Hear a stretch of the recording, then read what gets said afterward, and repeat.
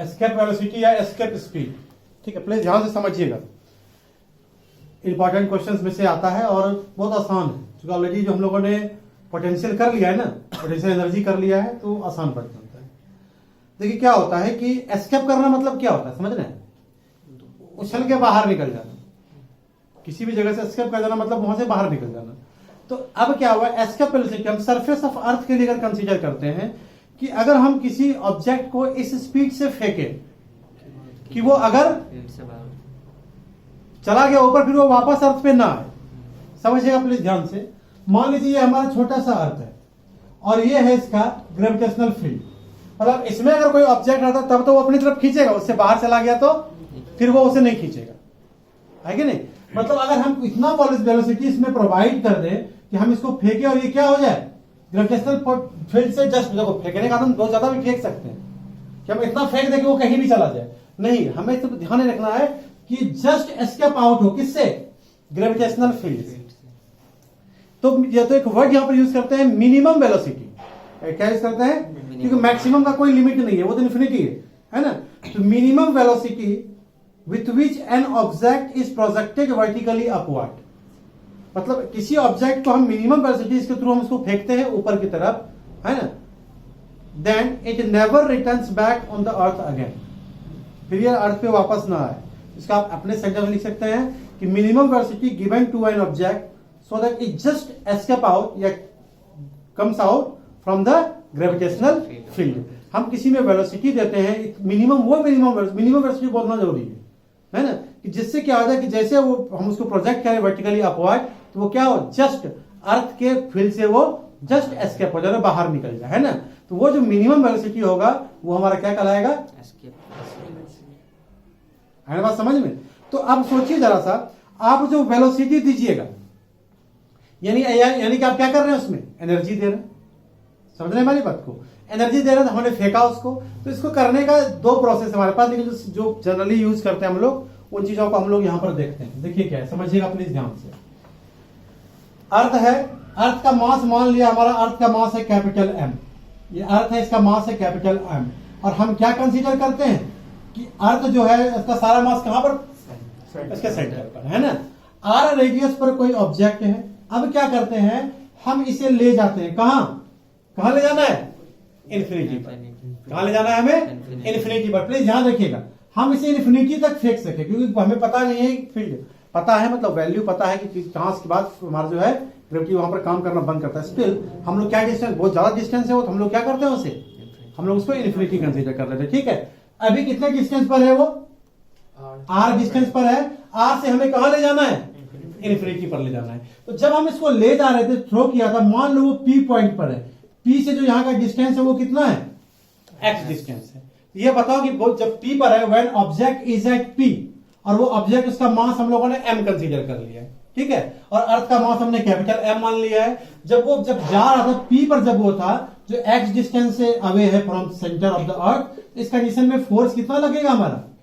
जी M M upon में x square. Same वही method करना है।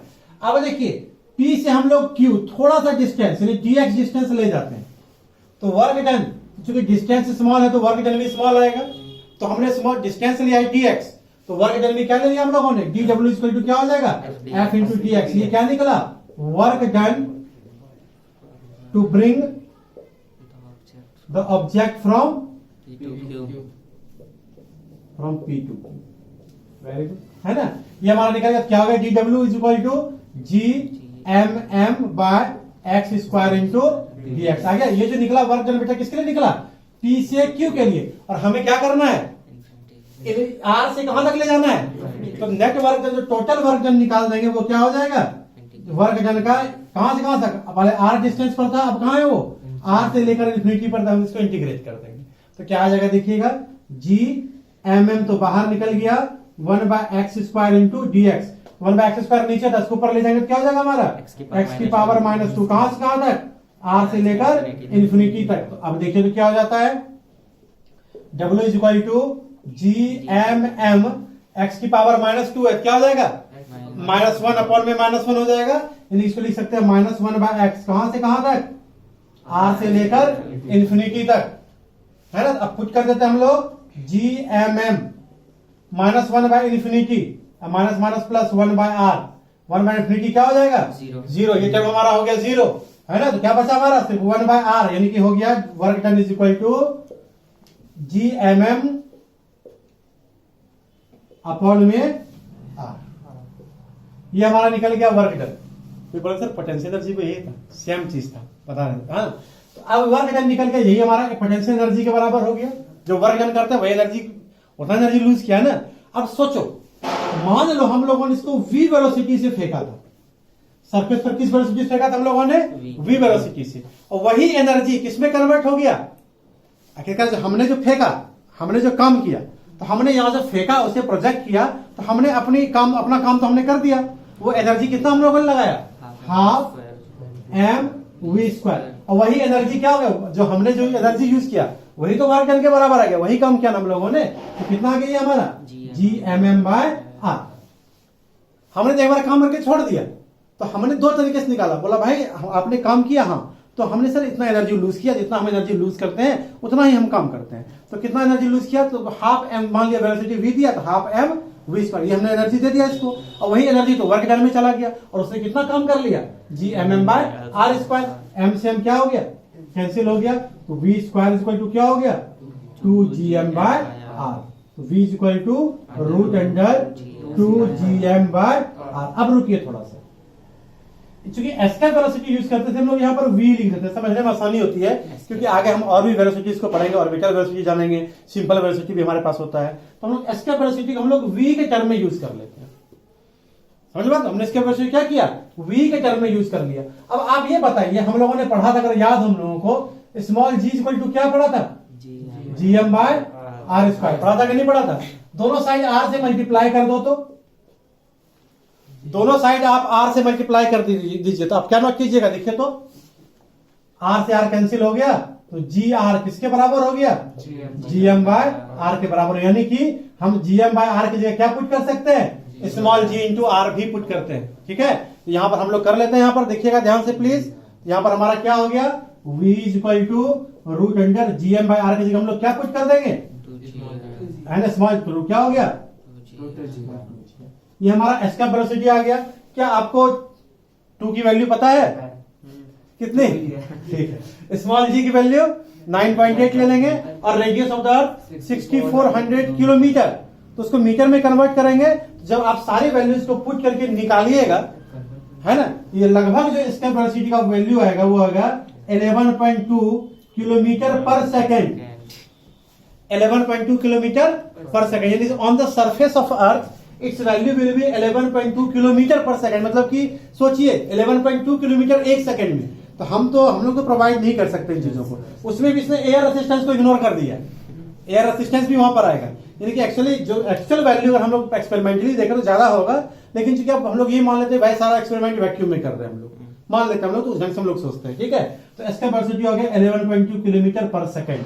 अब देखिए इस पर जो वो चेंजेस लाएगा, वो क्या क्या चेंजेस लाएगा, कि अगर अर्थ का मास को हम कम कर दें, रेडियस को बढ़ा दें, या किसी दूसरे प्लेनेट पे ले गए जिसका अर्थ के मास से क्या करेंगे, कंपेयर कर देंगे। जैसे वहां पर जैसे कंपेयर करना होगा प्लेनेट से, तो आप इस चीज को यूज ना करके इस फॉर्मूले को यूज कीजिएगा, कि एक प्लेनेट है जिसका रेडियस अर्थ से ट्वाइस है, लेकिन मास उसके बराबर है, या 3 टाइम्स है, या हाफ है, कुछ भी बोल सकता है। तो वो लेंगे, ये लेंगे, दोनों को क्या कर देंगे हम लोग, कंपेयर, जो करेगा वो रेशियो हमारा उस रेशियो में आ जाएगा हमारा आंसर, ठीक है ना।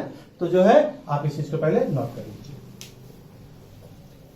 ये देखते हैं क्वेश्चन जिस पर बेस्ड एक है, कह रहा है मास of the Jupiter is 318 times that of mass of the अर्थ, है ना, एंड इट्स रेडियस इज, मतलब radius of the Jupiter is 11.2 times that of radius of the earth, and escape velocity for the earth is 11.2 kilometer per second, then what will be the escape velocity for the Jupiter, वो हमें निकालना है। Simple सी बात है, तो अर्थ के लिए हम निकालेंगे तो क्या हो जाएगा, देखिए तो escape velocity ऑफ कितना हो जाएगा, root under G mass of the earth upon में radius of the earth into 2, यही था ना। तो क्या जाता था हमारा, देखिए ये 11.2 किलोमीटर पर सेकेंड, सॉरी किलोमीटर पर सेकेंड, है ना। अब हम लोग निकालते हैं जुपिटर के लिए, क्या हो जाएगा, देखिए तो 2 जी मास ऑफ द अर्थ की जुपिटर कितना है 318 times that of the mass of the earth total, और रेडियस कितना है 11.2 times that of the radius of the अर्थ। इसको क्या देखिए हम लोग लिख सकते हैं क्या 2GME/RE, ये एक साइड आ गया है ना, इंटू 318 अपॉन में कितना 11.2, इसकी वैल्यू कितनी है रूट अंडर, इसकी वैल्यू कितनी थी 11.2 किलोमीटर पर सेकंड, तो लिख दिया हमने 11.2 रूट अंडर 318 अपॉन में 11. ठीक है, इसको सॉल्व करेंगे और क्या करेंगे हम लोग आंसर निकालेंगे, तो लगभग बराबर हो जाएगा 59.7 किलोमीटर पर सेकंड, 59.7 किलोमीटर पर सेकंड। समझिएगा फिर ध्यान से, कुछ नहीं किया, यहां पर इसकी वैल्यू दे रखा था 11.2, हमने पुट कर दिया, इसका आंसर निकाल लिया। ठीक है ना, जल्दी इसको नोट कीजिए, फिर हम लोग देखते हैं। इस पर बेस्ड जो दूसरा क्वेश्चन है वो क्वेश्चन में पढ़ रहा हूं, देखिएगा। The radius of a planet is double that of the earth but their average densities are the same. मतलब कहने का ये हुआ कि इसका जो हमारा रेडियस है वो क्या है, radius of the planet is twice that of the earth but its density, average density, मतलब क्या होता है जो अर्थ का सरफेस है ना उसका डेंसिटी कहीं ज्यादा है कहीं कम है, वो डिपेंड करता है कैसा मटेरियल है, तो वहां से हम लोग वहां पर एवरेज डेंसिटी के बारे में यूज करते हैं। तो average density of the earth और average density of the planet are same. कहता है अगर एस्केप वेलोसिटी है x, किसका अर्थ पर किसी ऑब्जेक्ट का, तो बताइए उस प्लेनेट पर इसकी एस्केप वेलोसिटी क्या होगी। ठीक है, तो देखते हैं हम लोग, जैसे हम लोग डेंसिटी को देखते हैं तब हमारा दिमाग काम करना शुरू कर देता है। भाई ऐसा है, एस्केप वेलोसिटी का फॉर्मूला होता है रूट अंडर 2gm/r, ये फॉर्मूला होता है ना। ठीक है, तो मास का तो यहां पर हमें काम करना पड़ जाएगा। तो चूंकि यहां पर देखिए, यहां पर मास के बारे में इन्फॉर्मेशन, डेंसिटी के बारे में इन्फॉर्मेशन दिया है, तो हम इसको डेंसिटी के टर्म में पहले निकाल लेंगे। तो देखिए तो क्या हो जाएगा, रूट अंडर 2g, मास को आप क्या लिखिएगा वॉल्यूम इंटू डेंसिटी, है कि नहीं। तो रेडियस किसका, अगर अर्थ का निकालेंगे तो रेडियस ऑफ द अर्थ ले लेंगे अपॉन में RE, ये भी हमारा हो गया। तो RE लिखे तो क्या हो गया, तो क्या हो गया, इसका वेलोसिटी कितना हो गया रूट अंडर 8/3g, सॉरी पाई भी लिख लीजिए, g/r² इंटू रू। ये हमारा हो गया किसके लिए, अर्थ के लिए। इक्वेशन फर्स्ट मान के पॉकेट में रख लिया।